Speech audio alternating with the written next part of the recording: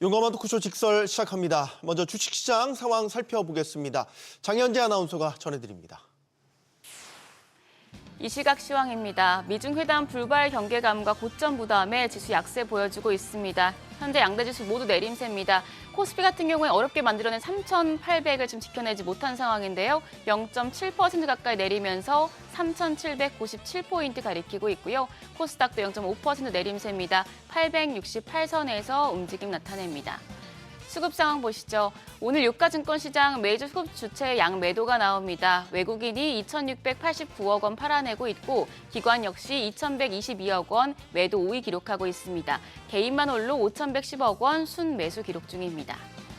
코스닥 시장입니다. 코스닥 시장도 흐름은 대동소이합니다. 외국인이 1,425억 원 매도 우위 기록하고 있고요. 기관이 400억 원에 가까운 팔자 포지션 취하고 있습니다. 이런 가운데 여기서도 개인만 홀로 1,891억 원 매수 우위 나타냅니다. 코스피 시총 상위 종목 거래가 확인하시죠. 오늘 반도체 투톱 약세입니다. 삼성전자가 1.7% 내림세로 95,800원, SK하이닉스가 2% 넘게 내리면서 46만 9천 원에 거래되고 있습니다. 반면 2차전지 흐름이 좋은데요. LG에너지솔루션 3.4% 오름세로 거래가 45만 2천 원이고요. 삼성바이오로직스도 1.8% 오름세, 삼성전자 우선주는 2%가량 하락합니다.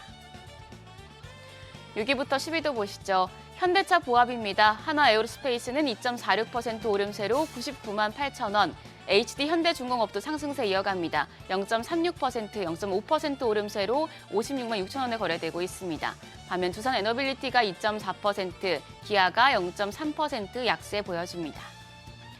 코스닥 시총 상위 종목 거래가도 확인하시죠. 1위부터 3위까지 상승합니다. 알테오젠이 1.47% 오름세로 44만 9,500원.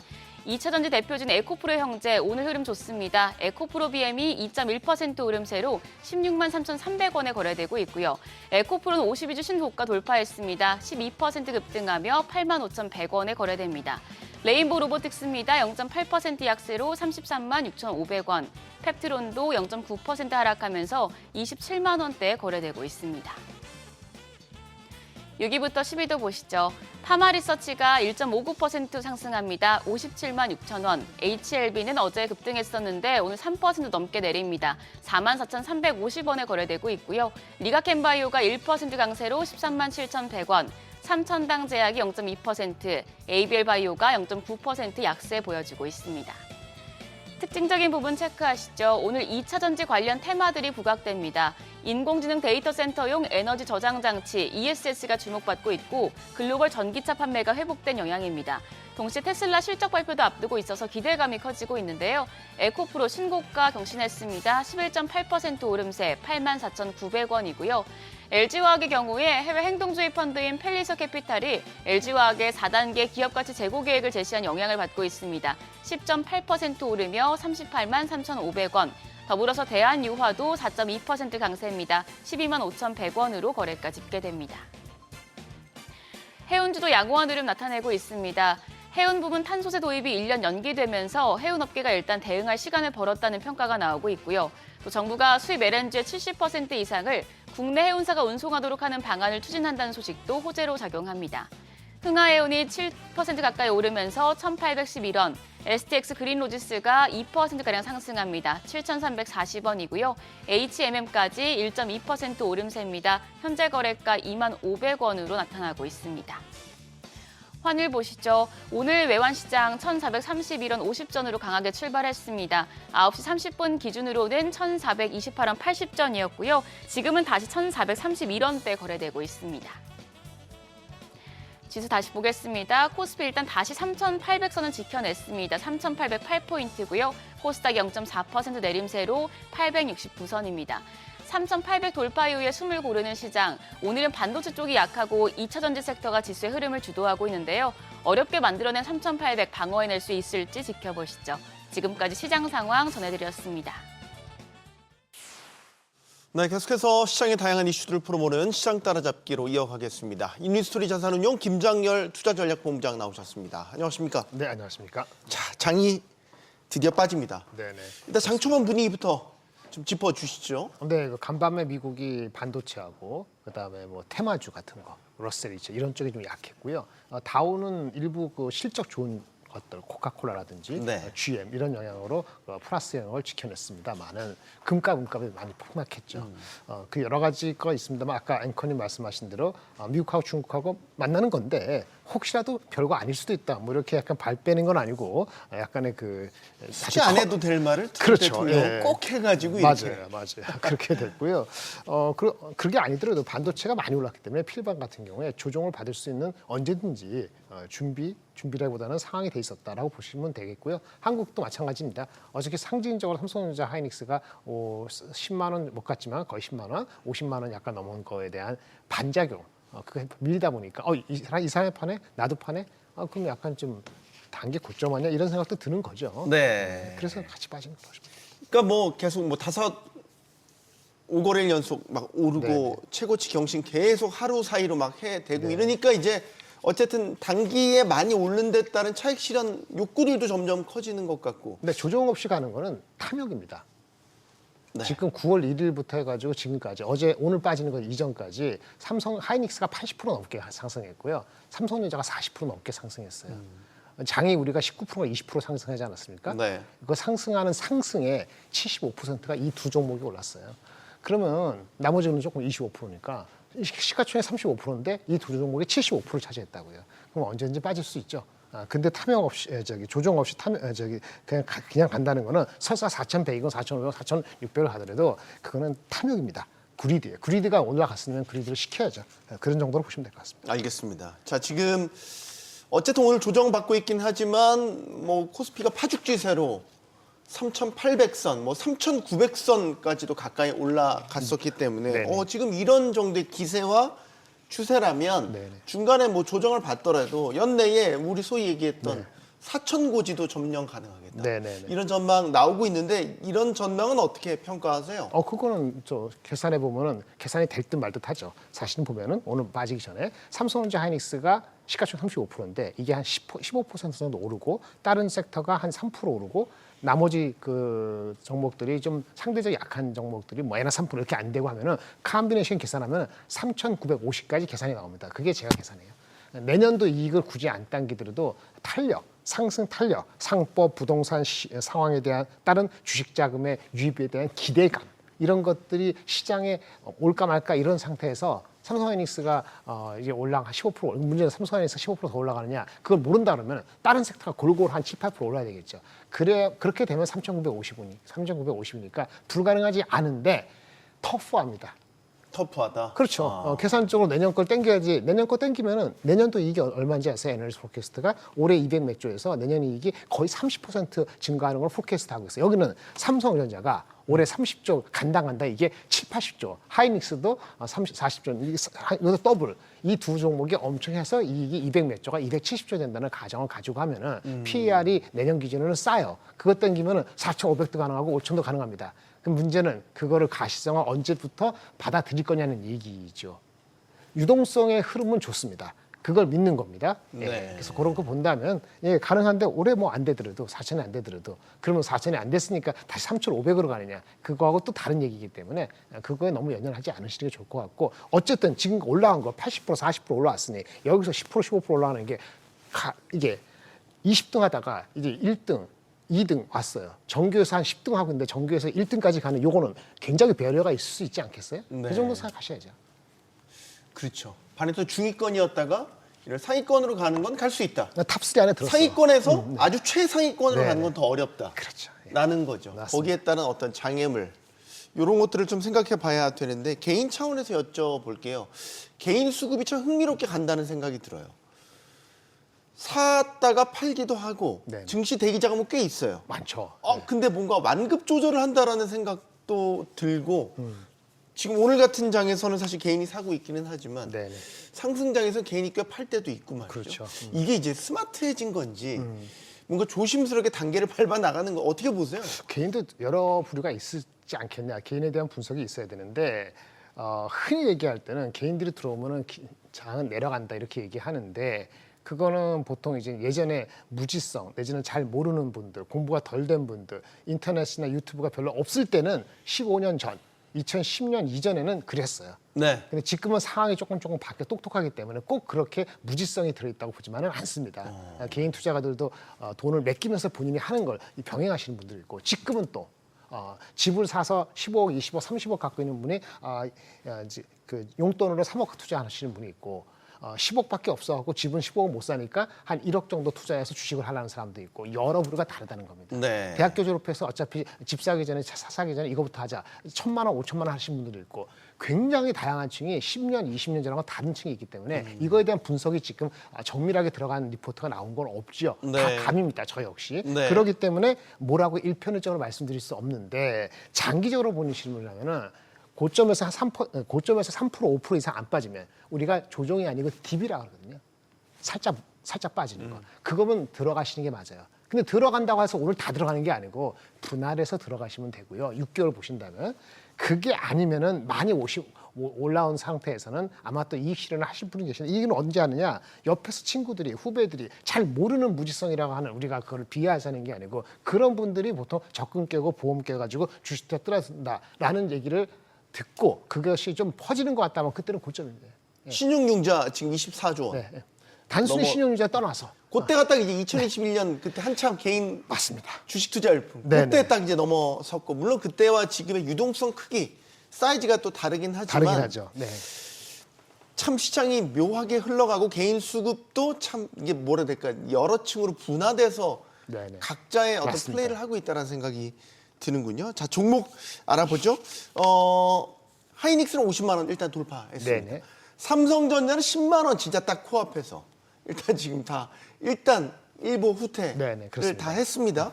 이게 이제 더 큰 도약을 위한 재정비 시간일지, 네네. 아니면 이제 뭔가 찍었고 내려갈 일이 좀 더 길어지게 될지, 여기에 대한 고민들을 지금 뭐 게시판을 보면 다 하시는 것 같아요. 네네. 이렇게 말씀드릴게요. 하이닉스부터 말씀을 드리면, 하이닉스는 HBM에서 넘버원이고 전 세계 메모리 반도체 1위입니다. 삼성전자가 12조 낮다 하지만 삼성전자는 그런 메모리가 아니니까 반도체 메모리 1위는 하이닉스예요. 그거는 정확히 기억하시고요. 삼성전자가 올라간 건 다행히 합니다만, 멀티플이 어떻게, 멀티플 PER, 1년에 버는 이익 대비했을 때 지금 시총이 얼마냐는 게 중요하잖아요. 시장이 우리가 지금 11배, 12배 가고 있습니다. 미국 시장은 23배 가고 있습니다. 근데 메모리 시장에 들어있는 업체들은 주가가 10배를 넘기가 만만치가 않습니다. 그래서 현재 하이닉스가 만약에 내년도 이익이 누구 시티증권처럼 거의 80조를 하면은, 그러면 EPS가 8만 원이 넘기 때문에 8만 원이면 곱하기 10배면 80만 원이 돼야 되는 건데, 목표 주가가 왜 64만 원 이 정도 나오느냐? 내년도 이익이 80조 가까이 된다 손 치더라도 3년 연속 증가, 올해 내후년까지 땡기지 않으면 PER이 8배 이상 주기가 만만치가 않은 거예요. 8배를 주면은 8만 원, 88 하면은 60만 원 중반까지 이상 목표 주가가 현재로서는 안 나오는 거예요. 그 60만 원 중반인데 모든 사람이 아직 컨센서스가 거기 안 돼 있죠. 이제 55만 원도 있으니까 한 5, 60만 원 정도, 이렇게 60만 원 잡으면 68에 48 하면 48만 원, 50만 원. 이 정도에서 일단 1차적으로 경계하는 시장을 나올 수 있다. 목표 주가의 error of margin 생각했을 때 그거 생각하시면 돼요. 그 8배 정도가 갔을 때가 50만 원 정도다라고 보시면 되고요. 이게 10배 이상 되려면 내후년도 실적까지가 땡겨지거나, 내후년도 내년에 80조 되고 내후년에 50조 되면 말짱 꽝인데 그게 이어지느냐 중요합니다. 그리고 또 하나, 여기서 하이닉스가 이슈가 엄청난 1등인데도 불구하고 마이크론이라는 경쟁자가 있어요. 그러니까 마이크론이 기술적으로 경쟁하는 게 아니고 주가적으로 걔네가 얼마인지 아세요? 걔네가 PR이 10배가 안 됩니다. 내년 기준으로. 엄청나지 않습니까? 네. 미국에 다 20레벨 하는데 마이크론도 엄청 벌 텐데 걔네의 PER이 지금 10배가 채 안 돼요. 그러면 거기 대비했을 때 어떻게 되죠? 삼성 하이닉스가 항상 디스카운트예요. 어찌할 방법이 없어요. 대한민국에 태어난 죄 때문에. 그러면 거기서 30%나 20% 할인이 되거든요. 똑같아지는 경우는 거의 없어요. 제가 30년 커버하는 거의 없었어요. 10% 가면은 여지없이 빠지고, 20% 하면 8, 그럼 64만 원. 만약에 30% 하면 7, 그럼 7, 8에 56 하면 7, 7, 49 하면 50에서 55만 원 정도가 마이크론이 그만 있으면 그 정도가 적정한 가격으로 계산이 되는 거예요. 그래서 에너지 목표 주가가 그 정도가 지금 컨센서스입니다. 이에서 7배, 8배가 나오는 거고, 삼성전자는 내년에 74조 나온다는 78조 또 비슷하게 나온다는 국내 애널리스트가 있는데, 국내 애널리스트가 가장 높은 내년도 포캐스트 70몇 조, 8조를 기준으로 했을 때 12만 원은 PER 15배입니다. 네.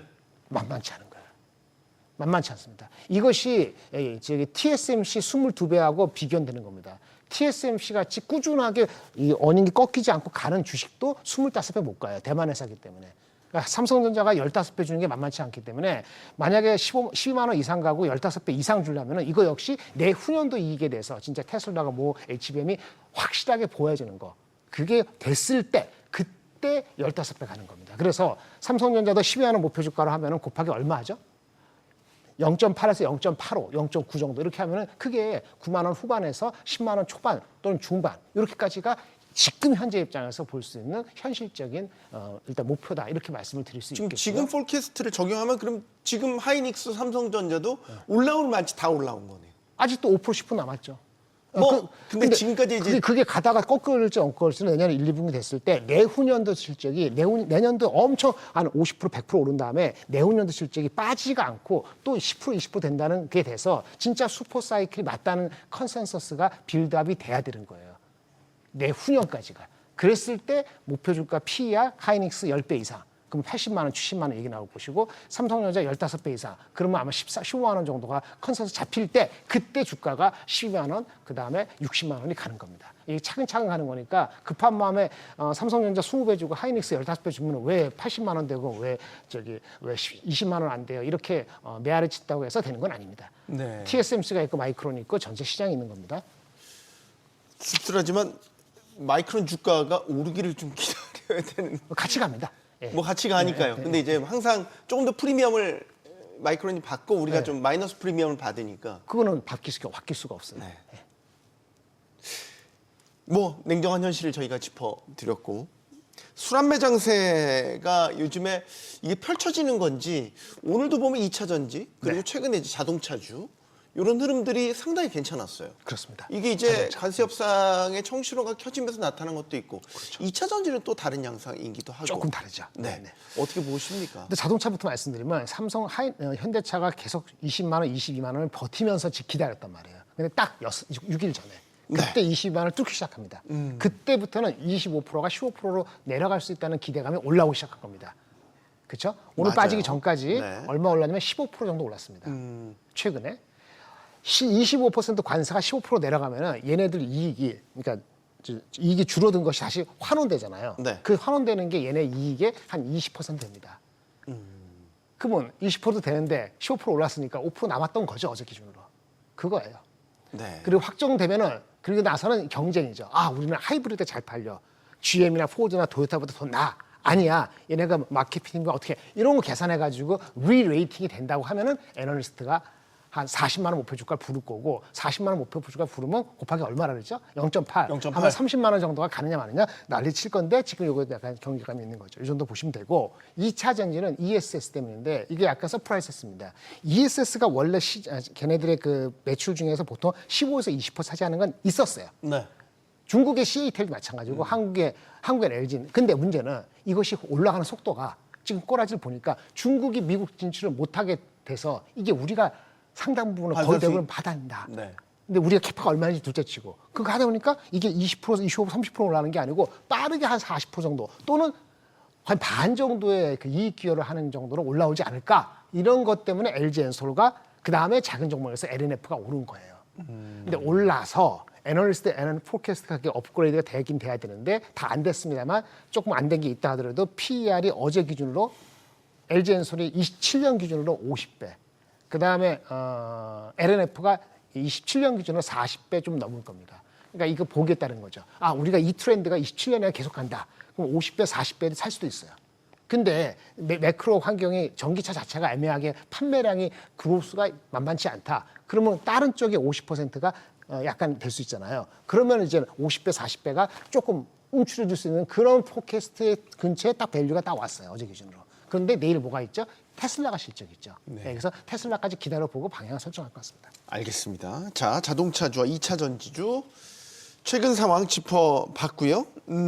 하나만 더 여쭤보면 한미 관세 협상 타결 가능성이 스물스물 나오면서 또 한 번 주목받은 건 역시 마스카 프로젝트. 맞습니다. 그러면서 이제 조선주가 다시 한번 또 주목을 받았어요. 그렇죠. 네. 조선주도 역시 그러면 네. 관세 협상 결과를 보고 그 다음에 또 판단을 해야 되겠습니까? 이게 관세 지금 저기 15%를 해주는 거 아닌가요? 15% 아니, 아직 아닙니다. 아닙니까? 네. 에이펙 정상회의 때 맞춰서 한미 양 정상이 네. 이제 관세 협상의 타결에 대한 큰 그림 협정문을 발표하는 걸 목표로 지금 진행 중인 거고 네. 아직은 아닙니다. 그게 아니면 자동차도 애매한 거죠. 네. 근데 그 기대감이 올랐던 네, 거고. 3,500억 불도 픽스된 건 아니지만 우리 뜻대로는 안 될 가능성이 있지만 그걸 그 분할하느냐? 중간 정도에서 타협안이 네. 나올 거라는 지금 예상은 그렇죠. 하고는 있는 뭐 거죠. 그 정도까지는 다 반영된 것 같아요. 그러면 근데 마스가의 역할인 거죠. 설사 이게 미뤄지거나 디테일한 게 약간 미뤄진다 하더라도 조선에 대해서는 미국이 우리한테 시그널을 보냈죠. 중국이 한국을 뭐 쓸데없는 얘기할 때 미국이 모른 척하거나 굳이 얘기 안 하는 거를 엊그저께 보면은 다르다. 하나오션의 미국 그렇죠. 자회사들을 제재하니까 미국 국무부가 성명을 그러니까요. 그런 거 자체는 우리하고의 관계를 계속 가져갈 수밖에 없는 걔네들의 현 상황을 여실히 드러냈다고 하기 때문에 파지티브하고 단기적으로는요. 실적시는 들어가잖아요. 삼성하이닉스만 있는 게 아니고 조선도 실적이 좋다고 합니다. 라고 하는 게 컨센서스예요. 근데 3분기 단기적으로 좋은 게 아니고 흐름상으로 23년도에 수주받은 것들이 상대적으로 고가 수주를 많이 했기 때문에 25년도 3Q, 4Q, 1Q 내년도 1Q까지는 보통 대부분이 이익이 좋아지는 걸로 그림을 그린 게 이제 눈에 보이는 거죠. 네. 왜 그러냐? 아까 고가 성과가 상대적으로 있다는 거 하나 하고 그리고 또 하나는 한 몇 년 전에 외인 근로자 우리가 사람업소 많이 뽑았잖아요. 뽑자마자 그 사람들이 숙련이 안 돼갖고 원가에 나쁜 영향을 미치는데 숙련도가 높아지면서 생산성이 높아지니까 원가에 좋은 효과를 반영을 해서 그게 이번부터 반영되는 거 아니냐 이런 기대감도 있어요.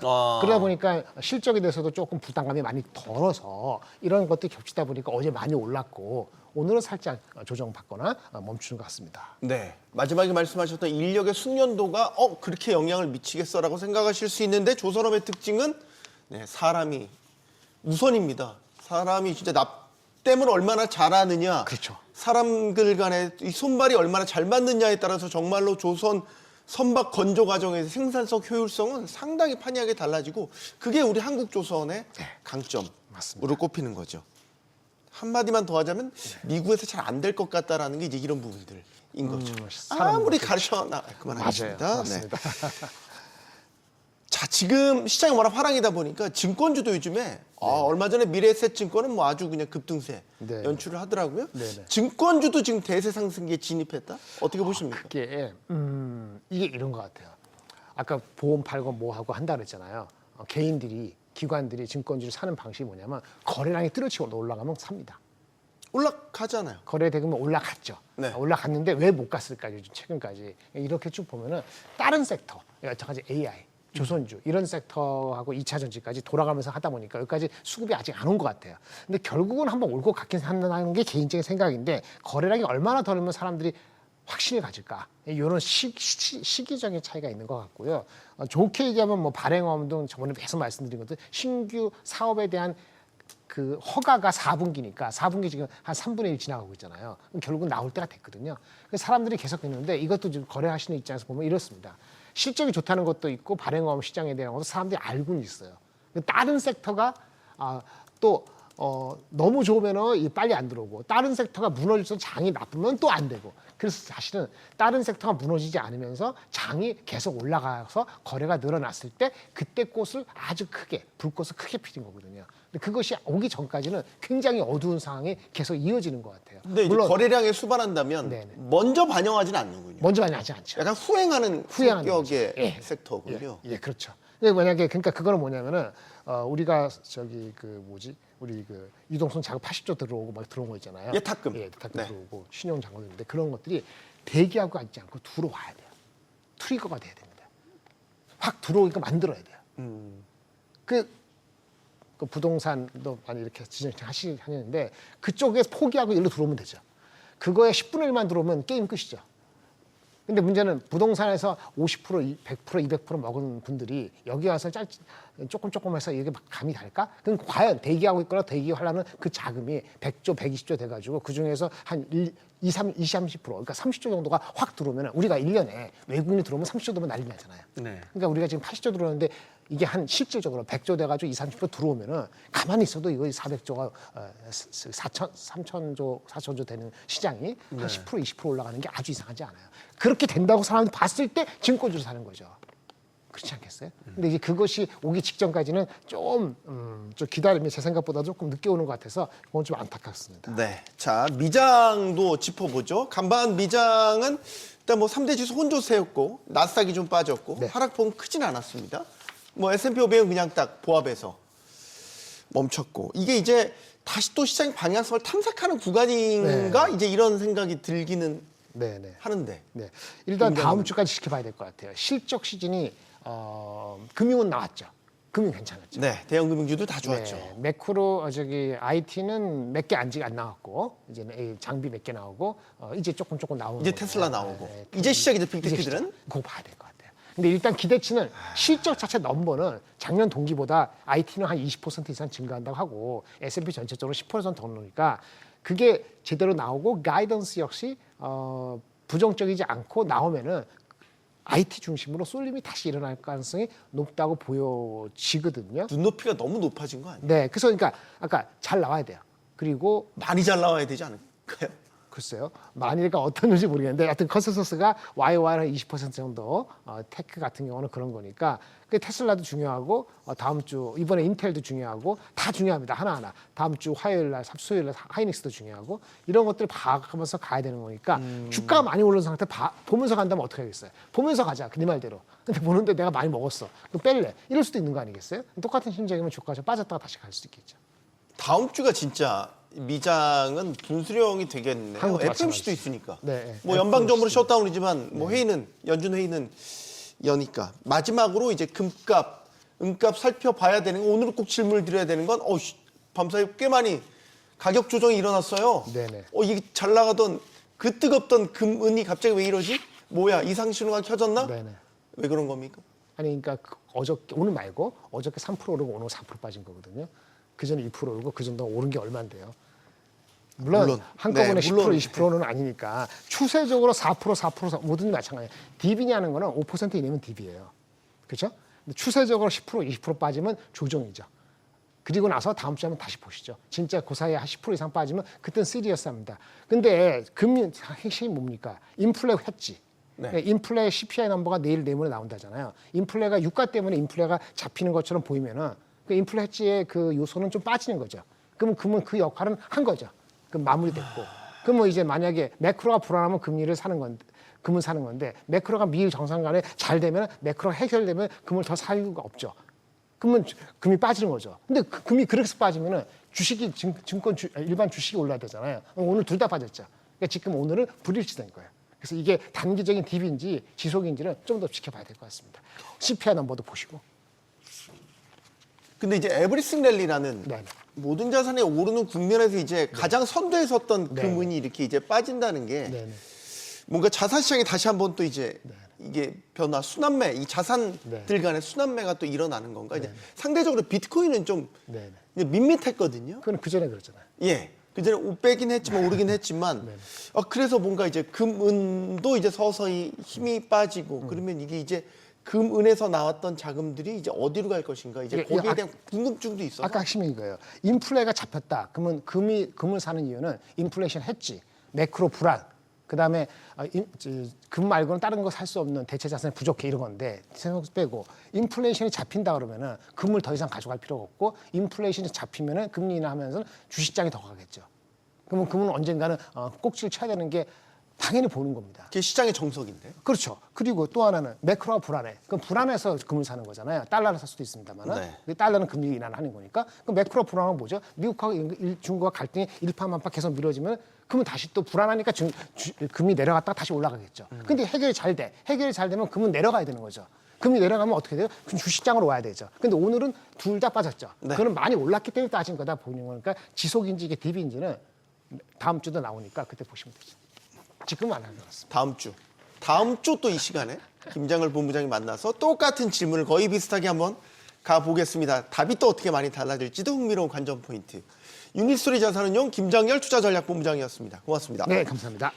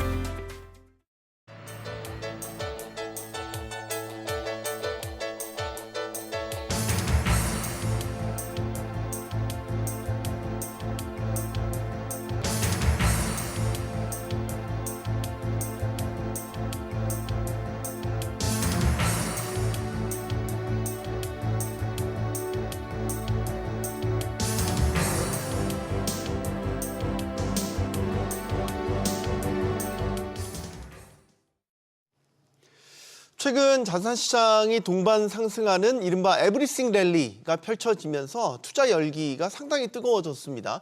이 도널드 트럼프 미국 대통령이 촉발한 무역 전쟁에 AI 거품론까지 이런 우려들 속에서도 위험 자산인 주식, 안전 자산인 금 이렇게 동시에 우상향을 하는 흐름을 보이는 거죠. 하지만 가파른 상승세에 따른 고점 논란, 부담도 갈수록 커지고 있습니다. 자산 시장이 새 기준점을 만들고 있는 것인지 아니면 버블 장세인 것인지 지금부터 가려보겠습니다. 함께 해줄 분들 소개해드리죠. 우리은행 WM솔루션부 박석현 부부장 나오셨고요. 또 IS셋 이지환 대표, 또 메리츠증권 광화문 프리미어센터 강재은 부장 나오셨습니다. 안녕하십니까? 네, 안녕하십니까? 용어만 토크쇼 직설은 SBS 비즈 뉴스 앱과 유튜브에서 실시간으로 시청하실 수 있습니다. 자, 시장 상황이 시시각각 계속해서 변하고 있습니다. 앞선 코너에서는 사실 코스피 코스닥이 다 빠졌었는데 지금 코스피 상승 전환 또 했어요. 이게 또 매수 심리가 또 어떻게 보면 하락장을 또 이겨내는 모습을 보이고 있네요. 이지환 대표님. 전반적으로 이제 외국인 수급이 오늘 좀 빠졌기 때문에 여기에 프로그램 매도도 같이 나오면 사실 최근 내에서 수급이 좀 안 좋은 케이스거든요. 그러니까 이럴 때는 대형주 위주로 빠지기 때문에 지수가 빠졌다가 또 저가 매수세가 유입되면서 좀 빠르게 낙폭이 회복되는 것도 좀 보이고 아마도 외국인들이 매집 매도 물량 대비로 매도 물량이 많지는 않기 때문에 아마 프로그램 물량이 장 초반에 좀 쏟아질 때 하락 압박을 좀 받았다가 이후에 이제 다시 좀 회복하는 모습을 보면 시장이 뭔가 불안감을 좀 내포하고는 있지만 수급적으로 크게 대응할 부분은 아니. 만약에 이제 짧은 이런 변동성에 따라서 나오는 등락이 코스피나 코스닥을 놓고 보면 아마 코스피가 프로그램 매물 때문에 오히려 장중 변동성이 좀 더 커져가는 모습도 좀 보입니다. 그러니까 이런 부분들은 추세적인 부분보다는 수급에 의한 부분이라고 보시고 전체적인 추세를 좀 크게 보시고 시장 대응을 하시는 게 좋을 것 같습니다. 네, 한번 기세를 타니까 이 상승세라는 게 무섭다라고 얘기하시는 분들 많이 있습니다. 코스피가 지금 딱 그렇죠. 3,500부터 3,600, 700, 800 지금 뭐 주 단위, 하루 단위로 막 이렇게 고점들이 계속해서 올라가고 있고 지금 이런 추세면 4,000포인트 달성도 가시권에 들어왔다. 올해 안에 4,000포인트 달성도 가능할 것 같다. 막 이런 기대감도 지금 커지고 있단 말이죠. 최근 시장 분위기 어떻게 보시는지부터 의견 좀 듣겠습니다. 네, 오늘도 역시나 조정이 짧게 나오고 바로 시장에 반등하는 이런 국면이 나왔는데 워낙 주가가 가파르게 많이 올랐기 때문에 단기적인 피로감은 있겠지만 추세가 지속적으로 상승하는 데에는 이견이 없을 겁니다. 이게 뭐 오늘 하락이 추세 하락으로 반전된다 이렇게 보는 전문가들은 거의 없다라고 저는 평가를 하고 있고요. 그중에서도 지수만 놓고 봤을 때는 특히나 삼성전자에 대한 3분기 실적이 크게 턴했다는 점들, 그다음에 하반기 역시도 실적에 대한 기대감이 좋다는 것들, 지수의 투탑인 SK 하이닉스와 삼성전자가 실적이 워낙 좋은 상황이기 때문에 지수는 계속해서 올라갈 가능성은 높아 보인다. 그래서 4,000P는 충분히 가능하고 그 이상 수준까지도 가능성이 있다라고 보고 있고요. 문제는 이제 개별 단에서 종목들을 하고 계신 투자자들이 내 종목을 오르지 않고 삼성전자와 SK 하이닉스만 오르니까 답답한 국면이 있겠죠. 근데 현 시점에서라도 삼성전자와 SK 하이닉스가 일시적인 조정을 준다고 한다면 반드시 투자에 동참하시는 전략이 현재 시점에서는 좋아 보인다 이렇게 말씀을 드리고 싶습니다. 네, 뭐 사실 주식뿐 아니라 전반적인 자산들이 다 오르는 추세다 보니까 분명히 어떻습니까? 요즘에 투자 문의 많이 받으실 것 같아요. 상담 의뢰하시는 분들도 많을 것 같고 여기에 대한 기저에는 예를 들어서 한국 증시의 정상화. 그러니까 지금 많이 올랐지만 뭐 예를 들어서 그 유명한 PBR, PER도 보면 여전히 이런 것들을 보면 밸류에이션이 싼 상태다. 뭐 이렇게 인식들이 많이 자리하고 계시는 것 같습니다. 어떻게 보십니까? 일단 밸류에이션은 다른 나라에 비해서 싼 거는 분명하고요. 다만 이제 이 밸류에이션 레벨을 결정하는 거는 절대 레벨을 비교하는 거는 큰 의미는 없고, 네. 그러니까 기업 수익성, 그러니까 ROE 같은 게 그 나라 전체적으로 몇 퍼센트 정도니까 기업 수익성이 얼마나 높은지를 일단 같이 봐야 되기 때문에 한국 기업들의 ROE 수준을 봤을 때는 현재 PBR 밸류에이션이 그렇게 낮은 거는 아닙니다. 아, 그래요? 예, 그러니까 상대적인 관점에서 보자면 ROE를 계속 이제 높여야 코스피가 이제 밸류에이션을 재평가, 그러니까 조금 더 정상적인 밸류에이션, 그러니까 다른 나라하고 비슷한 밸류에이션 수준까지 갈 수 있다라고 볼 수 있을 것 같고요. 이재명 정부에서 지금 추구하고 있는 배당 확대나 아니면은 자사주 매입 정책, 그러니까 네. 그 매입 소각이죠. 이런 정책들이 기본적으로 이제 자기 자본을 효율적으로 관리해서 ROE를 높이는 쪽으로 갈 수가 있기 때문에 정책 방향성은 분명히 긍정적이고 여기에 따라서 한국 시장도 그 저평가를 해소하는 차원으로 갈 수는 있다라고 볼 수 있겠는데 이 부분은 상당히 장기적입니다. 10년 이상의 정책을 지속해서 펴야 이런 흐름들이 도달을 할 수 있는 거기 때문에 당장 이런 정책을 핀다고 해서 한국 시장의 밸류에이션이 뭐 PBR 1배에서 곧바로 3배 이렇게 가는 거는 절대 아니기 때문에 네. 좀 장기적인 관점에서 봐야 될 것 같고요. 지금 현재 주식시장 입장에서 본다면 밸류에이션이 그렇게 뭐 다른 나라에 비해서 높지는 않긴 하지만 우리나라 과거 추세에 비해서는 상당히 높은 밸류에이션을 지금 적용을 받고 있는 거고 코스피 같은 경우는 PER, 그러니까 주가 수익 비율 기준으로는 11.5배 정도까지 올라왔는데 과거 한 역사적 평균, 여기서 역사적 평균이라는 거는 금융위기 이후에 이제 평균적인 수치를 말하는데 네. 이 평균의 한 표준 편차 플러스 1 수준이 11.3배이기 때문에 다 왔. 예, 조금 그거를 좀 넘어섰네. 넘어섰고요. 넘어섰고. 근데 미국 그러니까 S&P 500 지수 같은 경우는 동일한 그 역사적 평균 관점에서 플러스 2 표준 편차까지 지금 올라가 있는 상황이에요. 그러니까 글로벌 주식 시장, 금융 환경이 그 밸류에이션을 그러니까 고평가, 주가 고평가를 계속 유지시킨다거나 또는 더 높은 환경으로 가게 만들 수 있는 환경이 계속 유지가 된다면 한국 시장도 고평가는 분명하긴 하지만 미국 시장을 따라서 표준 편차 플러스 2 정도까지 갈 수 있다라고 볼 수 있을 것 같고요. 이게 한 코스피 기준으로는 한 12.5배 정도에 해당을 하고 상당히 높죠. 상당히 높지만 이렇게 갈 수 있는 환경이 만들어지냐 이게 그 조건이 상당히 중요하고요. 12.5배까지 올라가게 된다면 한 4,200포인트 정도가 나옵니다. 그래서 일단 그러니까 과도하긴 하지만 가능성은 열려져 있다라고 봐야 될 것 같고 이 가능성을 결정하는 요인이 아무래도 기업이익 호전이 지금 물론 상당히 반도체에 편중되어 있는 건 맞긴 하지만 어차피 뭐 반도체도 코스피 안에 포함되는 종목이기 때문에 이익 호전이 계속될 수 있을지 그리고 다른 하나는 연준이 지금 그 점도표에서 나와 그 얘기하고 있는 대로 금리 인하 경로를 계속 앞으로도 유지시켜 줄 수 있을지 이 두 가지가 뭐 중요 관건이 되지 않을까라고 볼 수 있을 것 같습니다. 네. 자, 표준 편차가 나오니까 좀 어려워지긴 하지만 예. 중요한 건 우리가 이제 중국이랑 많이 비교를 하잖아요.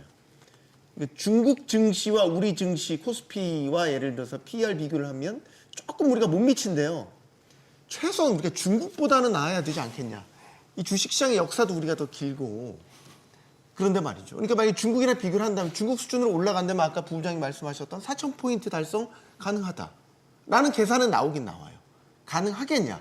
라는 거에 대해서 이제 논쟁거리지만 이재한 대표님 어떻게 보세요? 저도 좀 긍정적으로 볼 필요가 있다라고 좀 보여지고요. 지금 이제 본문에 말씀하신 것처럼 역사적인 관점을 비춰보면 상대적으로 낮은 건 아니지만 사실 지수가 이 정도까지 상승했던 미국도 마찬가지지만 상승했다라는 것을 감안하면 사실 과거보다는 PR이나 PBR 수치가 그렇게 많이 높은 건 아닙니다. 특히 이제 PR 같은 경우 시장을 주도했던 반도체를 보면 이익이 그만큼 따라오면서 지난주 S&P 500과 글로벌하게 반도체 지수 PER 비교를 한 걸 보면 11배가 되지 않거든요. 그렇게 본다면은 지수가 많이 올랐던 거에 비해서 그래도 이익이 따라오는 기업들의 상승이 그렇게 과도해 보이지는 않는다라는 부분은 맞는 것 같고 반면에 증시가 굉장히 편중돼서 올랐기 때문에 이익이 따라오지 못하는 기업들은 또 주가 상승도 별로 안 했거든요. 그렇게 놓고 보면 시장 전체가 과열로 가서 수급이나 유동성의 힘으로 그냥 밀어붙였다라기보다는 이익이 잘 나는 섹터 중심으로 해서 선별적으로 주가가 상승했기 때문에 시장 전체를 과열로 판단하기는 좀 어려울 것 같고 그렇게 본다면 추가 상승 여력은 아마도 증시는 이제 밸류에 기반을 하지만 항상 그 마지막 유동성의 힘은 오버슈팅의 영역도 있기 때문에 저도 4,200선 정도는 충분히 돌파하지 않을까라고 예상을 하고 있습니다. 지금 시장이 이렇게 뜨거운데 이게 이렇게 반문을 제기하시는 분들도 있어요. 이게 시장이 뜨거운 거냐? 반도체가 뜨거운 거지. 편중이 너무 심하다는 거죠. 반도체 투톱 삼성전자, SK하이닉스 시가총액 합치면 뭐 30%, 코스피의 30%가 넘는데 이 투톱이 끌고 가는 장이 과연 언제까지 될까? 이렇게 편식하는 장이 그러면 과연 올바른 상승의 모습일까? 여기에 대한 평가는 어떻게 하십니까? 개인 투자자들 입장에서는 그 삼성전자, SK하이닉스가 많이 있지 않을 경우에는 상당히 소외될 수 있는 장은 맞을 것 같은데 네. 또 의외로 삼성전자가 주가가 상당히 많이 폭락을 하고 안 좋았을 때 그것을 담은 개인 투자자들도 많이 있거든요. 이제 다 소화하셨겠죠. 예, 근데 여기서 이걸 계속 들고 계신 건지 아니면 이미 다 팔고 넘긴 건지가 사실 중요한 관점일 것 같은데 네. 이제서야 급하게 외인들 같은 경우에는 삼성전자도 급하게 수급적으로 담기 시작했습니다. 영업이익도 상당히 큰 폭으로 증가한 부분도 있었지만 DRAM, 메모리에 대한 가격 반등도 하반기 실적을 더욱더 강하게 끌고 갈 것이다라고 보고 있는 상황이 맞습니다. 또 근래 저희 투자하고 있는 상황에서 현인들 선배들이 얘기를 들어보면 삼성전자가 시가총액이 현 시점보다 2배 이상 늘어날 가능성에 대해서도 지금 언급을 하고 있기 때문에 여전히 삼성전자와 SK하이닉스 투톱으로 주가가 갈 것이라는 점에서는 이견이 없을 것 같고요. 저는 그중에서도 삼성전자는 좀 적립식으로 좀 꾸준히 담고 한 10년 이상 투자하는 관점으로 저는 여러 차례 말씀드렸지만 현 시점에서는 SK하이닉스가 훨씬 더 강하게 움직이고 있기 때문에 네. 어떤 목돈 투자라든지 주식을 위한 강력한 투자, 공격적인 투자는 조정이 나왔을 때 오히려 SK하이닉스보다 삼성전자보다는 더 좀 매력적으로 보인다 이런 말씀을 드리고 싶습니다. 네. 반도체만 보인다는 우리 코스피. 이 투톱이 끌고 가는 시장에 대한 평가는 어떻게 하십니까, 부부장님? 지금 봐서는 지속이 될 수밖에 없어요. 왜냐하면 뭐 주식 가격을 결정하는 요인은 뭐 여러 가지가 있겠지만 핵심적인 부분은 기업이익이랑 밸류에이션 멀티플이라고 봐야 되는데 네. 멀티플을 추정하기는 좀 어렵기 때문에 기업이익을 주목을 해야 되고요. 근데 우리나라 기업의 지금 내년도 그러니까 지금 이미 지금 뭐 10월 달, 11월 달이기 때문에 올해 이익은 뭐 거의 중요하지 않고요. 내년도 이익이 중요한데 내년도 업종별 영업이익 추정치의 변화를 보게 되면 반도체를 제외하고는 올라가는 섹터가 거의 없습니다. 물론 하향 조정은 되지 않지만 계속 옆으로 기고 있는 상황이고요. 네. 반도체만 올라가고 있다라는 거거든요. 삼성전자 같은 경우가 지금 최근 컨센서스가 한 내년도 영업이익 한 60조 원 정도 그리고 SK하이닉스가 지금 55조 원 정도를 기록을 하고 있는데 이건 이제 컨센서스 평균입니다. 네. 많이 보는 데는 SK하이닉스 같은 경우는 국내 증권사 애널리스트는 70조를 내놓은 증권사도 있고요. 네. 해외 쪽은 80조까지 지금 예상치를 요즘에 내놨어요. 해외 증권사들이 더 좋게 보더라고요. 이게 편차가 엄청 크죠. 네. 이렇게 편차가 큰 이유는 지금 그 메모리 반도체 시장을 이끌고 있는 전방 산업이 AI 데이터 센터거든요. 네. 이게 9월 이후에 전망치가 급격히 올라가고 있습니다. 특히 샘 얼트만이 주도하고 있는 그쪽 오픈 AI 쪽 스타게이트 프로젝트 같은 거 말이죠. 그것들이 이제 본격적으로 이제 가동되고 주문이 들어오기 시작하면서 생각했던 것보다 메모리 반도체의 채택 비율이 높아질 수밖에 없다라는 얘기고요.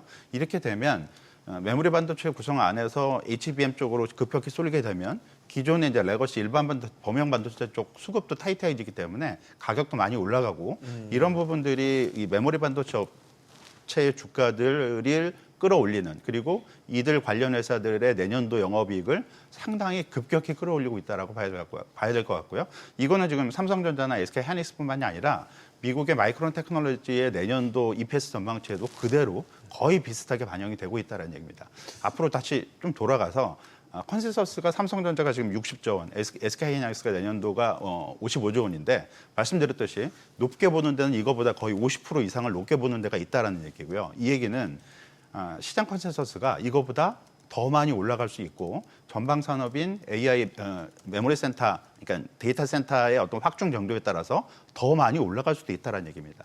아직까지 산업 발전 과정 또는 여기에 따른 메모리 반도체의 수급 이런 부분들이 주가에 다 반영이 되지 않을 수가 있다라는 얘기고요. 이런 거에 따라서 주가도 지금 많이 올라가긴 했지만 더 위쪽으로 올라갈 여지가 아직까지는 남아있다라고 봐야 될 것 같고 이런 부분들이 반도체 일부 종목을 중심으로 코스피를 끌어올리는 요인으로 작동을 하고 있고 당분간은 앞에서 말씀드린 그런 흐름들이 큰 변화가 없다면 당분간은 이런 흐름이 지속이 될 수밖에 없지 않을까라고 봐야 될 것 같습니다. 환율은 변수를 안 보세요? 어제 최근에 이제 1,420원, 그다음에 1,430원까지도 넘었고 이런 추세인데 부담스럽게 높은 수준인 건 맞잖아요. 맞죠. 예. 뭐 좀 과거하고 좀 다르죠. 원래 주식 시장이 좋으면 원달러 환율은 좀 내려가니까 원화가 강세가 가는 예. 원화 흐름이 사서 들어오니까. 맞습니다. 네. 예, 그런 흐름이 나와야 되는데 요즘은 그런 흐름이 전혀 반영이 안 되고 있죠. 글로벌 외환 시장에서도 지금 올해 달러화 지수는 한 9% 정도, 그러니까 달러가 약세로 가고 있는 흐름인데도 원화 같은 경우는 물론 작년 말보다는 좀 내려간 수준이긴 하지만 한 3%대 정도 원화 강세가 연간으로 나타나고 있기 때문에 달러화 지수 움직임도 대부분 반영을 못하고 있는 흐름이라고 좀 봐야 될 것 같고요. 이런 부분들은 한국 원화에서만 나타나는 게 아니라 아시아 시장 전반적인 통화 가치에서 동일하게 지금 나타나고 있는 현상입니다. 그러니까 달러화 지수의 약세는 유럽 통화를 중심으로 선진국 통화가 이거를 대부분 반영을 하고 있고요. 네. 아시아 통화들은 이런 부분들을 반영을 안 하고 있고 심지어 선진국 통화에 포함되는 엔화도 한국하고 거의 비슷한 어떤 흐름을 보이고 있다라는 얘기고요. 이런 부분들은 상당 부분은 미국 관세 협상에 따른 어떤 불확실성 부분들이 반영이 돼 있는 게 아닌가라고 볼 수 있을 것 같고, 그리고 관세 협상의 불확실성만 반영이 돼 있는 게 아니고 조금 더 이걸 추가적으로 좀 들어가 보게 된다면 트럼프 대통령이 관세 협상을 통해서 얻으려고 하는 목적은 미국 투자를 끌어내기 위한 요인이고요. 그리고 포트폴리오 투자 역시 미국 쪽으로 집중이 되고 있기 때문에 달러화 수급 자체가 미국 자산으로 계속 쏠리고 있는 부분, 이런 부분들이 원화의 약세를 이끄는 한 요인으로 작동을 하고 있다라고 봐야 될 것 같고요. 실제로 우리나라 주식시장이 올해 많이 올랐는데 개인 투자자들의 투자는 아직도 미국 쪽에 대한 투자를 확대하는 쪽으로 움직이고 있는 흐름이고요. 실제로 11월 4일부터는 증권사에서 미국 주식에 대한 주간 거래가 시작되기 때문에 이것도 달러화 수급을 다시 압박할 수 있는 요인으로 작동을 할 수가 있습니다. 그래서 네. 과거처럼 원달러 환율이 지금 많이 올라가니까 뭐 주가 오르는 거하고 반대라서 조금 둘 중에 하나 잘못된 거다, 이런 식으로 접근할 필요성은 없는 것 같고요. 지금 원달러 환율이 1,400원대 진입하고 있는 이유는 한국 경제에 대한 불안감을 반영하기보다는 글로벌 외환시장의 움직임, 특히 아시아 외환시장의 움직임을 한국 시장 원화도 같이 반영을 하고 있고, 그리고 수급적인 부분이 많이 작동을 하고 있다라고 봐야 될 것 같습니다. 알겠습니다. 자, 우리 그 시장에 들어온 유동성 이런 것들 투자자들의 생각하면 투자 심리는 굉장히 좋아요. 좋은데 이제 중요한 건 이 장이 길게 가는 펀더멘털이 탄탄해야 되는데 그럼 한국 경제 펀더멘털 측면을 한번 생각해 보겠습니다. 좀 긴 측면, 구조적 측면에서 보면 미국 관세 영향을 이제 슬슬 받기 시작했단 말이죠. 나타나잖아요. 수출 줄잖아요. 대미 수출 줄고 품목별 관세, 자동차, 철강 여파 꽤 크게 나타나기 시작했습니다. 그러면 요게 이제 구조 해결되지 않으면 내년에 이게 이제 그대로 반영된다라고 본다면 상당히 힘들어질 것 같은데. 아무래도 이제 관세 영향은 이번에 저희가 에이펙을 앞두고 관세 협상이 거의 이제 90% 이상 타결 가능성이 있다라는 뉴스들이 이제 보도가 되면서, 만약에 타결이 되었을 경우와 협상이 질질 더 끌게 됐을 경우가 상당히 이제 다른 경우죠. 이제 우리가 일단 타결 가능성이 높다라고 보고, 만약에 관세가 협상이 타결된다면 뭐 자동차 관세도 25%에서 15%로 인하가 되고 다른 관세들도 좀 낮아진다면 관세에 의한 영향은 어느 정도 충격에 대한 흡수는 가능하겠지만 분명히 회사 영업이익이나 파이프라인 확대에는 좀 부정적 영향은 분명히 있겠죠. 왜냐하면 결국은 영업이익도 줄어들겠지만 미국의 리쇼어링, 공장도 건설을 해야 되고 캐펙스 지출에 대한 부담도 굉장히 늘어날 거고, 그러니까 이런 부분들이 일부 업종들은 분명히 부담이 좀 될 겁니다. 특히 자동차나 기계나 우리가 알고 있는 고토 기업들은 상당히 부담이 좀 될 거고, 반면에 수출을 지향적으로 좀 가는 기업들은 어쨌든 이 부분이 크게 나쁘지 않을 수 있죠. 특히 2차 전지 같은 경우는 최근에 급등하는 배경 중에는 중국에 대한 규제가 반사이익, 특히 ESS 섹터에서 중국에 대한 규제가 들어오면 한국의 이익을 받을 수 있다는 부분 때문에 최근에 단기 급등에 ESS 기반이 상당히 많이 있거든요. 그러니까 이런 부분에 대한 플러스 마이너스 요인이 있다. 반도체 같은 경우는 사실 특별하게 그 영향을 크게 받을 것 같지는 않습니다. 미국이 중국에 대한 수출 규제로 계속 이런 부분을 압박을 한다 하더라도 협상용 카드로 쓸 가능성이 있고, 어쨌든 중국도 반도체는 지금 현재 AI에서 가장 중요한 팩터로서 대우를 해줄 것이고, 중국의 엔비디아에 대한 수출도 결국은 블랙의 저가 버전이 저는 수출이 될 거라고 보고 있기 때문에 아마도 협상 과정에서 오히려 우리나라 협상 과정이 마무리되고 미국과 중국의 협상이 어떻게 되느냐에 따라서 우리나라 수출 기업들이 더 크게 영향을 받지 않을까 싶은데, 전체적으로는 이미 받을 충격은 대부분 다 받았다 라고 좀 보여지고, 네. 다만 수혜를 받을 수 있는 섹터는 좀 더 필요한 그 관찰이 하겠지만, 제가 봤을 때는 오히려 반도체를 중심으로 해서 더 수혜가 커지지 않을까라는 부분을 예상을 좀 하고 있습니다. 네. 아마 이런 부분에 대한 결과는 에이펙 전후로 해서 제가 볼 때 증시의 변화가 좀 크게 올 수 있다라고 보여지고, 지금까지 상반기에 들어왔던 반도체나 전력기기, AI 모멘텀을 받는 종목들 위주에서 증시 상승해서 아마 자동차나 제약 바이오나 그동안 소외됐던 업종에서 관세 문제가 해결되면 주도적으로 등장할 가능성도 상당히 있어 보인다. 이렇게 말씀드리겠습니다. 지금 에이펙 정상회의가 저희한테 중요한 거는 물론 정상회 자체도 중요하지만 여기에서 이제 관세 협상에 어떻게 보면 윤곽이 명확하게 드러날 것 같단 말이죠. 지금 해외에서 우리 경제를 바라봤었을 때 지금의 대미관세 25%가 계속 적용된다면 아마 이거는 내년에 더 마이너스 프리미엄으로 작용되지 않을까라는 생각이 드는데 결국 이재한 대표 말씀처럼 에이펙 정상회의가 하나의 우리 증시 판단을 하는 분수령이 전환점이 될 수도 있겠다는 생각을 합니다, 부장님. 예, 사실 지금 트럼프의 에이펙 정상회담에서 중국을 만날 것이다라는 말 한마디 때문에 증시가 반등을 하고 또 그런 내용들이 싸우는 기조 때문에 주가가 크게 하락하고 이런 변동성이 지금 큰 장세가 이어지고 있기 때문에 네. 10월 31일에 열리는 에이펙 정상회담에 대한 기대감이 그만큼 커다라고 볼 수 있는데 사실 그날 두 정상이 만나서 무언가 무역 협상을 완벽하게 타결을 지을 거는 현실적으로 불가능할 것 같고요. 좀 큰 관점에서 얻는 큰 틀 정도라든지 전반적인 분위기를 형성할 수 있는 거는 가능해 보인다. 그래서 오히려 지금 에이펙 정상회담을 기점으로 해서 좀 차익 실현을 하겠다라는 의지를 보이는 투자자들도 좀 있는 것 같습니다. 그래서 네. 오히려 지금 그 기대감이 살아있는 시점까지는 오히려 증시는 더 강하게 상승한다는 쪽으로 좀 무게를 좀 두고 싶고요.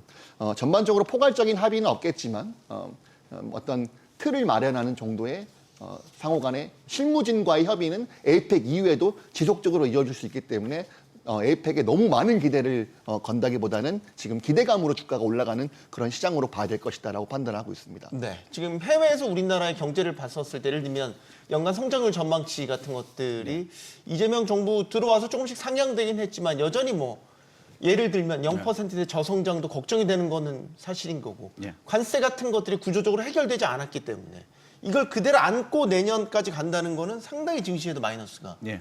될 요소 아닌가요? 맞습니다. 뭐 성장률은 좀 부족하죠. 지금 한국 정부 예상치나 아니면 주요 전망기관들의 예상치가 올해 우리나라 GDP 성장률이 한 0.9% 정도 네. 상당히 미약한 성장을 보일 걸로 예상을 하고 있고요. 물론 이게 이제 3분기 성장률이 아직 발표 전이고 4분기도 남았기 때문에 네. 아직까지는 조금 더 지켜봐야 할 필요성은 좀 있긴 하겠지만 어쨌든 올해 성장률은 뭐 그렇게 중요할 것 같지는 않습니다. 0.9가 되든 0.9 밑으로 내려갈 일은 없을 것 같고요. 1.0이 되든 크게 중요하지는 않은 것 같고 그거보다는 내년도에 그러면 성장 회복이 어느 정도 가능하냐 이게 이제 이 부분인데 지금 내년도 한국 GDP 성장률 컨센서스가 한 1.8% 정도 잡히고 있고요. 그리고 지난주에 IMF에서 발표했던 내년도 한국 성장률 전망치도 1.8%를 지금 제시를 했습니다. 이 1.8%라는 숫자는 좀 높은 숫자는 분명히 아니에요. 근데 한국의 잠재 성장률, 그러니까 가용 가능한 생산 수단을 동원해서 인플레를 유발하지 않고 달성할 수 있는 성장률 수치가 한 2% 또는 2% 약간 아래로 보기 때문에 네. 내년도 성장률 1.8%는 잠재 성장률을 회복하는 쪽으로 작용을 할 수 있다라고 봐야 될 것 같고요. 이런 부분들은 이게 뭐 성장률 자체가 주가를 끌어올리는 강한 동력이 되는 수준은 분명은 아니겠지만 그렇다고 해서 성장이 부진해서 주가가 좀 떨어질 수 있는 약세장으로 갈 수 있는 어떤 위험을 내포하는 그런 성장률은 아니다라고 말씀을 드릴 수 있을 것 같습니다. 다만 성장률이 1.8% 그러니까 잠재 성장률 수준에 도달을 하게 된다면 한국은행 입장에서는 금리를 추가적으로 적극적으로 내리기는 어려운 상황에 도달할 수가 있다는 얘기고요. 따라서 일단 내년도 한국 성장률이나 이런 환경을 봤을 때는 네. 한국은행 추가 금리 인하가 상당 부분 제약받을 가능성은 충분히 있다라고 봐야 될 것 같고 이 부분은 아무래도 국내 금융 환경에는 다소 좀 불리한 여건이 되지 않을까라고 볼 수 있을 것 같습니다. 지금 나오는 성장률 전망치 이런 것들이 이제 몇 가지 그 전제 조건들이 있지 않습니까? 예. 미국의 관세가 예를 들면 일본과 유럽연합과 같은 15%, 뭐 금리는 뭐 내년까지 뭐 2에서 3회 정도 그렇죠. 내릴 거다. 예. 요런 이제 가정하에 지금의 성장률을 이제 매기는 거니까 요 공식이 깨지면 또 이제 또 하향 조정될 수도 있겠죠. 근데 지금 현재 컨센서스가 내년도 한국은행 금리 인하에 대해서 높은 기대를 하지 않습니다. 물론 연준은 올해 추가적으로 2차례 금리 인하, 내년도 1차례 금리 인하를 예상을 하고 있지만 네. 한국은행의 금리 인하는 거의 최저금리 수준에 도달을 해 있는 게 아닌가. 한다고 해도 한두 번 정도에 그칠 것이다라는 게 예상이기 때문에 한국은행의 추가 금리 인하가 어느 정도 제약된다고 해서 이 부분이 경제를 좀 제약하고 주식시장의 어떤 하방 압력을 높이는 요로 작동을 하지는 않을 것 같고요. 그리고 관세 부분도 뭐 예상하기는 어렵지만 어느 정도는 타결적으로 가지 않을까라고 볼 수 있을 것 같고 네. 그리고 지금 우리나라 수출 1위 품목이 반도체고 기업 이익을 주도하고 있는 것도 반도체고요. 주가 상승을 주도하고 있는 것도 반도체인데 네. 반도체는 기본적으로 전 세계 다 무관세입니다.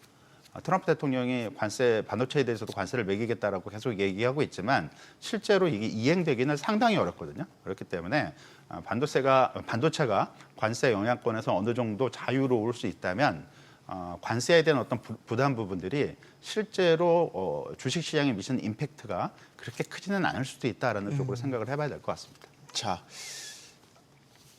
어떻게 보면은 이제 다음 주가 미국 경제를 바라보는 상당히 중대한 분수령이 될 것으로 보이는 건 이벤트들이 꽤 많이 있어요. 일단 연방정부 셧다운이 종료되는지도 봐야 되겠지만 연준의 금리 결정도 내려집니다. 금리 인하가 상당히 가능성이 높다라고 이제 점쳐지고 있는데 금리 인하가 이제 중요한 게 아니라 앞으로 얼마나 더 어떤 속도로 어느 폭으로 내릴 거냐에 대한 메시지를 지금 기다리고 있는 것 같아요. 어떻게 전망하십니까? 이번 10월 달에는 25bp 인하가 거의 시장 컨센서스일 것 같고 50bp는 아닐까요? 50bp는 아마 이제 12월 달 인하에서 아마 지금 이제 감론 놀박이 좀 많이 벌어지고 있습니다. 원래 이제 10월, 12월 25bp 인하가 거의 컨센서스였는데 최근에 이제 증시의 50bp 인하에 대한 기대감이 좀 선반영되는데 이거는 오히려 이제 나중에 증시에 또 리스크로 작용할 가능성도 좀 있어 보이고 최근에 셧다운 기간이기 때문에 금리 인하에 대한 판단을 할 수 있는 지표는 거의 발표가 되고 있지 않습니다. 그러니까 고용 지표나 인플레이션 지표가 발표가 안 되고 있기 때문에 결국은 뭐 베센트 재무장관부터 비롯해서 파월 의장이 이제 입을 빌어서 우리가 판단을 해야 되는데 최근에 나왔던 이제 파월 의장이 했던 발언을 종합해 보면 역시 이제 관세에 대해서는 어느 정도 구조적인 부분은 아닐 것이다.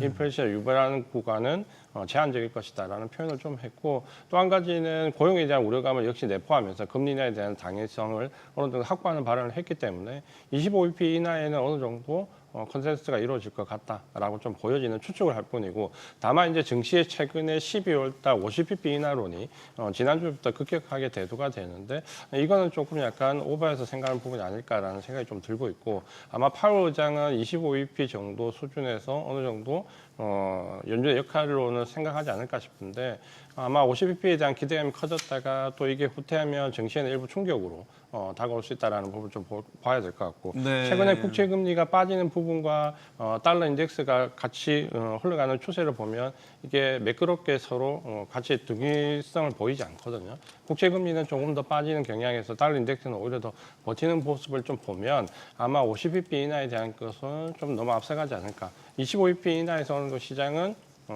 컨센서스를 찾을 것 같다. 이렇게 말씀을 드리겠습니다.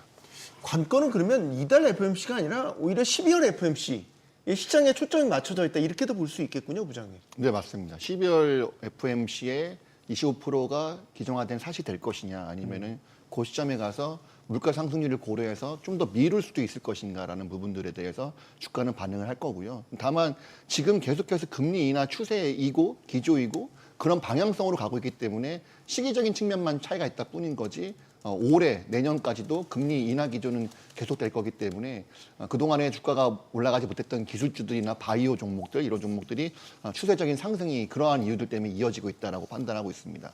네. 자, 이달 FOMC 있고요. 12월 FOMC 있고요. 내년에는 이제 연준 의장이 교체가 되는 시기인 거고. 지금 금리 빠르게 내리는 거에 부담스럽다. 인하해야 된다. 뭐 연준 위원들 내에 각 축전 백악관의 압박 뭐 이런 것들 뭐 다 지나서 지금 인하 쪽으로 좀 그래도 무게 중심이 결국 가긴 가네요. 그렇죠. 일단 그 부분은 뭐 주식시장 입장에서 상당히 중요합니다. 그러니까 앞에서 말씀드린 밸류에이션을 무너뜨릴 수 있는 요인 중에 하나가 네. 연준이 긴축으로 가게 되면 밸류에이션 무너질 가능성이 상당히 높기 때문에 이 부분이 상당히 중요하고요. 근데 이제 포인트는 이제 내년도 그러니까 올해 두 차례 정도 25bp씩 인하는 뭐 가능성이 상당히 높다라고 볼 수 있을 것 같고, 근데 관건은 이제 내년이죠. 그러니까 9월 FOMC 점도표에서 확인이 된 내년도 인하 경로는 올해 2번 하고 내년도 1번 한다는 게 인하 경로였어요. 근데 이 점도표라는 게 19명의 연준 위원들이 참여를 해서 자기의 견해를, 자기의 전망치를 이제 제시를 하고 이제 그걸 이제 점으로 표시를 하는 게 이제 점도표인데 네. 이 중간값이 한 2분 정도가 연준 위원 2명이 내년도에 추가 한 차례, 올해 2차례 하고 내년도 한 차례 더 하는 쪽에 이제 의견을 제시했고요. 근데 한 번보다 내년 한 번 하는 것보다 더 많이 해야 된다라는 의견을 제시한 인원수가 9명이고요. 반대로 내년 한 번도 하지 말고 동결하든가 네. 또는 내년은 오히려 올려야 된다라고 의견을 제시한 위원수가 8명입니다. 굉장히 팽팽하네요. 상당히 팽팽하고요. 네. 한 사람만 바뀌어도 점도표가 바뀌거나 또는 인상적으로 방향이 바뀔 수도 있습니다.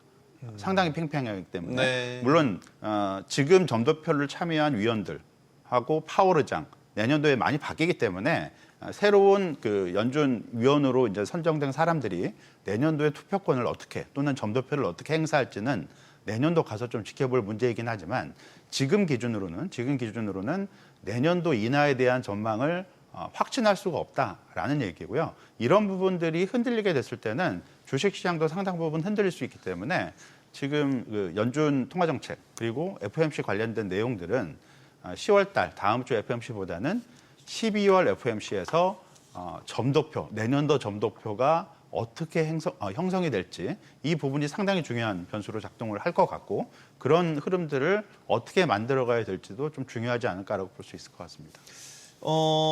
최근 시장을 좀 덜컥 내려앉게 했던 요인 하나가 이제 지방은행, 미국 지방은행의 대출 부실화 문제였습니다. 딱 자연스럽게 떠오르는 게 이제 과거 SVB 사태, 실리콘밸리 은행 사태가 떠오르게 되죠. 그때 당시에 선두에 서서 이 사태를 수습한 게 제이미 다이먼 JP모건 회장이었는데 다이먼 회장이 바퀴벌레 한 마리를 보면 바퀴벌레가 한 마리가 아니라 더 있을 가능성이 크다. 이 얘기를 했다. 그러니까 지금 지방은행의 부실이 이게 이거 하나로 끝날 게 아닐 수도 있다라는 경고였어요.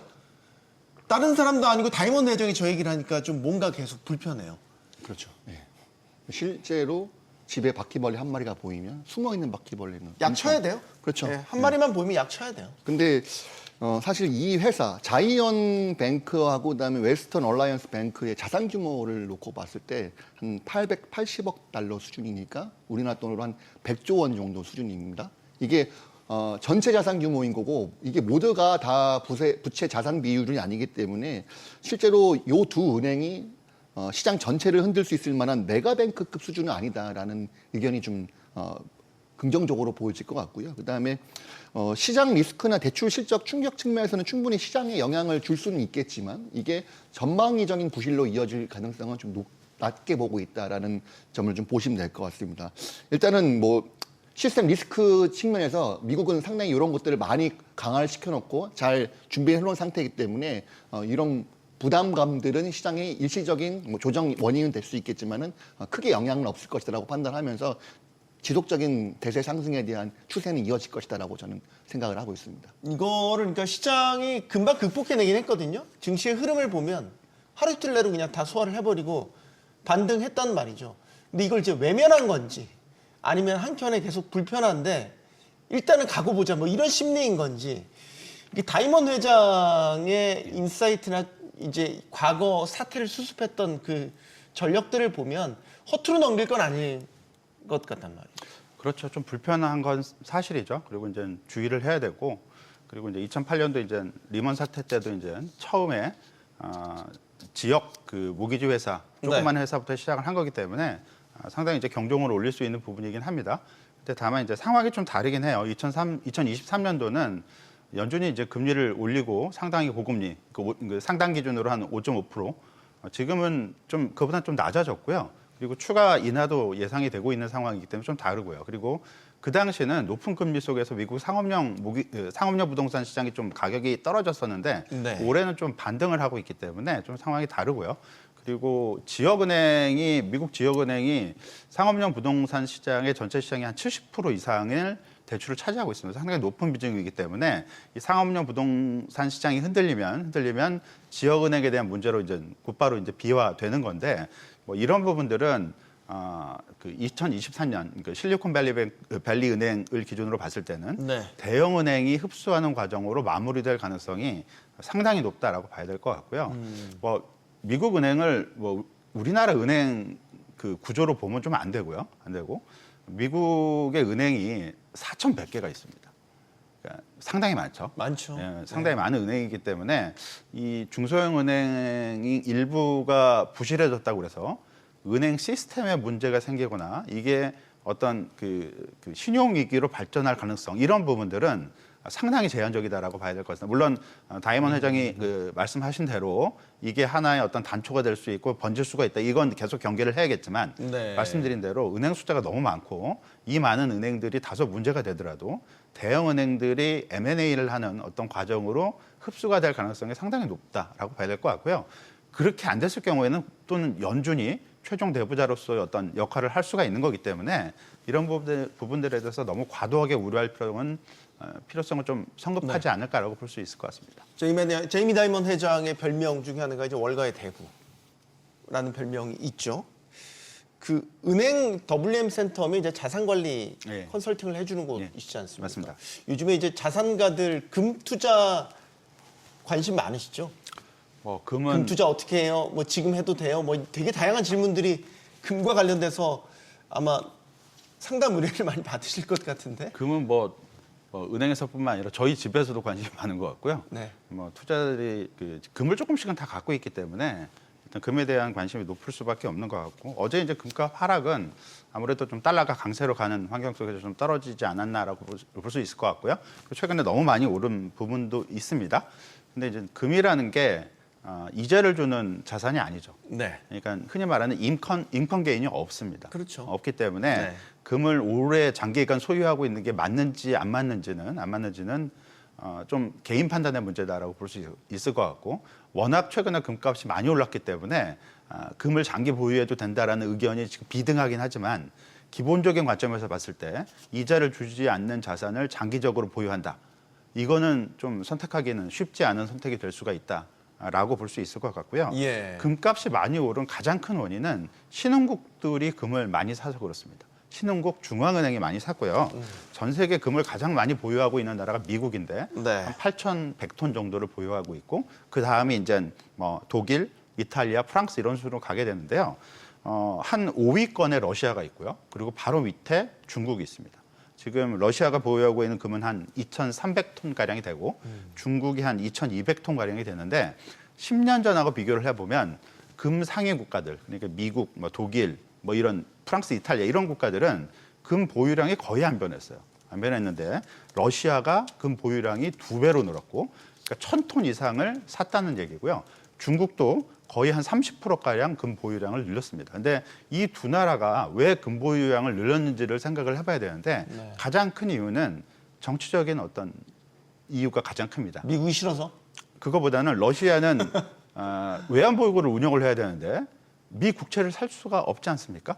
네. 금융제도로 인해서. 그렇죠. 그러면 외환보유고를 러시아 루블화로 채울 수는 없는 거고 외환보유고이기 때문에 채울 수 있는 자산 중에 유력한 게 이제 금이 될 수밖에 없는 거고 이 부분이 러시아 중앙은행이 금을 공격적으로 사들인 이유 중에 하나가 될 것 같고요. 중국 역시 약간 비슷한 이유인데 미국의 제재 이런 건 없지만 중국의 외환보유고를 미 국채로 다 채워넣을 수는 없습니다. 물론 미국 모기지 채권도 다 채워넣을 수는 없는 거고요. 따라서 중국은 최근 수년간 무역수지 흑자로 쌓아놓고 있는 외환보유액의 상당 부분을 네. 금으로 채우고 있거든요. 이게 상당히 막대한 양이기 때문에 이런 신흥국 중앙은행들의 금매수 이런 부분들이 다른 나라들, 그러니까 인도, 무슨 동유럽 국가들의 중앙은행들도 다 금을 사고 있기 때문에 이런 부분들이 금 가격을 끌어올린 가장 핵심적인 요인으로 작동을 했다라고 봐야 될 것 같고요. 이런 부분들이 앞으로 지속이 된다면 금 가격이 당연히 추가적으로 더 오를 수가 있겠죠. 근데 중요한 거는 말씀드린 대로 네. 금 수급을 결정하는 러시아, 중국, 신흥국 중앙은행들의 금 수요 이 부분이 너무 한쪽에 편중돼 있다라는 얘기고 어떤 시점에서 이 수요가 끊어지거나 줄어들기 시작하면 금 가격이 큰 폭으로 변동성을 보일 수 있기 때문에 네. 그런 부분들도 좀 같이 고려할 필요성은 좀 있을 것 같습니다. 알겠습니다. 주식도 뜨겁고요. 금도 뜨겁고요. 지금 비트코인도 계속 좋았고요. 그러니까 모든 자산이 다 좋아요, 지금. 다 투자하는 게 에브리싱 랠리라고 이제 이렇게 이야기를 하기도 하죠. 마지막 질문들은 좀 구조적인 장기적인 관점에서 질문을 드리고 싶습니다. 먼 훗날 지금 이 증시 화랑 에브리싱 랠리의 지금 이 기간을 어떻게 평가를 할까요? 한편으로 드는 걱정은 이게 과거 닷컴 버블 이럴 때처럼 막 자산이 일시적으로 붕괴되는 건 아닌가? 아니라는 의견도 지배적인 것 같고 근데 모든 자산이 오르는 거는 또 이전에 우리가 알았던 공식과는 또 멀어지는 것 같고 지금 에브리싱 랠리가 언제까지 계속 갈까요? 지금 이 사태가 위태로 보이진 않으시나요? 이재한 대표님. 사실 이제 증시도 계속 상승을 하고 금값도 상승하는 안전자산과 위험자산이 동시에 상승하는 그것도 극단적으로 최고가를 경신하는 시절이 과거에 그렇게 흔하진 않았죠. 그렇게 본다면 어떻게 보면 우리가 팬데믹 이후에 정말 유동성은 우리가 생각한 것 이상으로 상당히 많이 풀렸다라는 것은 맞는 것 같고 우리가 10월 10일 날 코인 시장이 한번 알트코인 위주로 90% 급락을 겪으면서 뭔가 유동성이 거품이 꺼질 때 위기가 올 수 있다는 부분을 봤는데 어제 이제 금값이 또 5% 넘는 급락을 했고 그러니까 이런 부분들이 계속해서 증시는 상승을 하고 있지만 투자자들 마음 한곁에는 언젠가는 유동성이 좀 꺼질 수 있다는 불안감은 내포를 하고 있죠.